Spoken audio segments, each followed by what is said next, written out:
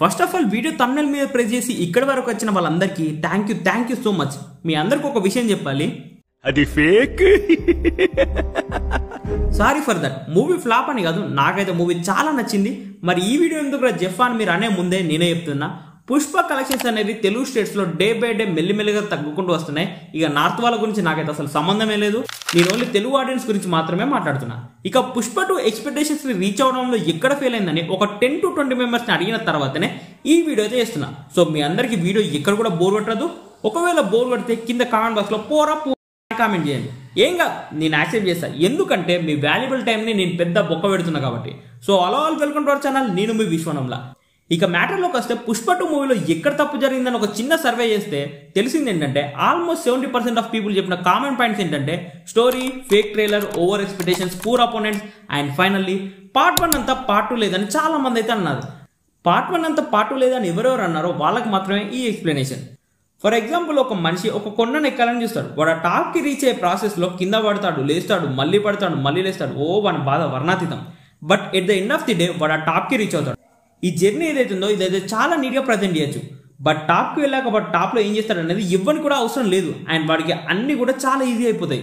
And అందరికీ తెలుసు వాడు తోపు తురుమని. లైక్ ఇప్పుడు మీకు ఎలా చెప్పాలంటే, ఒక మనిషి ఒక కార్యకర్త స్టేజ్ నుండి సీఎం అయ్యే స్టేజ్ ఏదైతే ఉందో అదన్నట్టు. వాడు సీఎం అయ్యాక వానికి అన్ని ఈజీగా అయిపోతాయి. వాడు ఏం చేస్తే అదే కరెక్ట్.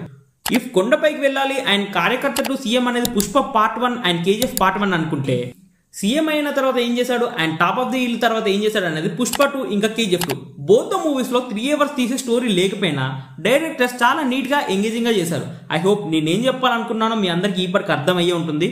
అండ్ మళ్ళీ అడగకండి ఏం చెప్పానో నాకు కూడా తెలియదు. సో పుష్ప 2 మూవీని పార్ట్ 1 తో అస్సలుగా కంపేర్ చేయకండి, దేని రేంజ్ దాని. ఇకపోతే మూవీలో స్టోరీ అసలు ఎక్కడ స్టార్ట్ అవుతుందో, ఎందుకు స్టార్ట్ అవుతుందో ఎవ్వరికి కూడా తెలియదు, ఇప్పటికీ తెలియదు. ఇదే అసలైన సర్ప్రైజ్ మన మూవీలో. అసలు పుష్పరాజ్ ఆ పోర్టు దగ్గర ఎందుకున్నాడు, ఆ కొత్త లుక్ ఏంటి అనేది ఇప్పటికీ ఎవరు తెలియదు. అండ్ మూవీలో కరెక్ట్ ఎండింగ్ అనేది అస్సలకే లేదు. And at the same time Bhanwar Singh Shekhawat ని ఒక కమిడియన్ చేసేసారు. ఇదైతే మూవీలో బిగ్గెస్ట్ ఫ్లా అనే చెప్పాలి. మూవీలో అసలైన టార్చర్ ఏంటంటే నార్త్ వాళ్ళకి ఈ మూవీ నచ్చాలని ఊరికే పానేసి మాట్లాడతారు మన పుష్పరాజ్. ఇదైతే నిజంగా చిరాకు తెప్పించింది. అసలు ఏం మాట్లాడుతాడో సరిగ్గా అర్థం కాదు. డైరెక్టర్ సుకుమార్ పాన్ ఇండియన్ దృష్టిలో పెట్టుకొని తన ఓన్ ఐడెంటిటీని నిజంగానే మర్చిపోయాడు. మీరు యాక్సెప్ట్ చేసిన చేయకపోయినా ఇదే ఫ్యాక్ట్. ఇకపోతే మూవీలో విలన్స్ క్యారెక్టర్స్ ఉంటాయి. విలన్స్ అనడం కన్నా ఎర్రిపప్పలు, కామెడియన్స్ అనొచ్చు. ఒక్కడికి కూడా కరెక్ట్ ప్రిఫరెన్స్ ఉండదు. ప్రతి ఒక్కరిని కామెడీ చేసి వారేశారు. ఓకే, అది కూడా జనాలందరూ ఎంజాయ్ చేశారు. బట్ ఎక్కడో ఒక చిన్న వెళ్తి విలన్స్ అందరూ కూడా స్ట్రాంగ్ గా ఉంటే మూవీ ఇంకెంత ఏ రేంజ్ లో ఉండేదా అనేది ప్రతి ఒక్కరికి అనిపించింది.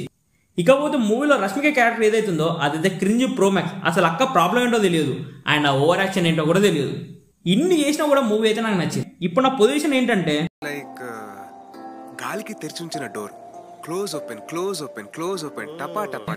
ఓకే, జోక్స్ పార్ట్ మూవీ అయితే నాకైతే చాలా నచ్చింది. ఇప్పుడు రియాలిటీ సైడ్ వచ్చి మాట్లాడితే నాకైతే మూవీ చాలా నచ్చింది, నిజంగా నచ్చింది. మీకు అంత డౌట్ ఉంటే మన ఛానల్లో షార్ట్ వీడియో ఉంటుంది చూడండి. అల్లు అర్జున్ స్వాగ్ కానీ సుక్కుమామ టేకింగ్ అని చాలా బాగుంది. ఆ జాతర సీన్కి అయితే లిటరల్లీ థియేటర్లో నేనైతే పిచ్చర్ అయిపోయా. లిటరల్లీ నన్ను నేను కంట్రోల్ చేసుకోలేకపోయా అల్లు అర్జున్ పర్ఫార్మెన్స్ చూసి. ఇక రపారప్ప ఫైట్ అయితే ఊరమాస్. కానీ ఎక్కడో ఒక చిన్న వెళ్తి, అదేంటో ఇప్పటికి అర్థం కావట్లేదు. పాటలు అయితే మూవీలో చాలా బాగున్నాయి, నేనైతే మస్తు ఎంజాయ్ చేసా.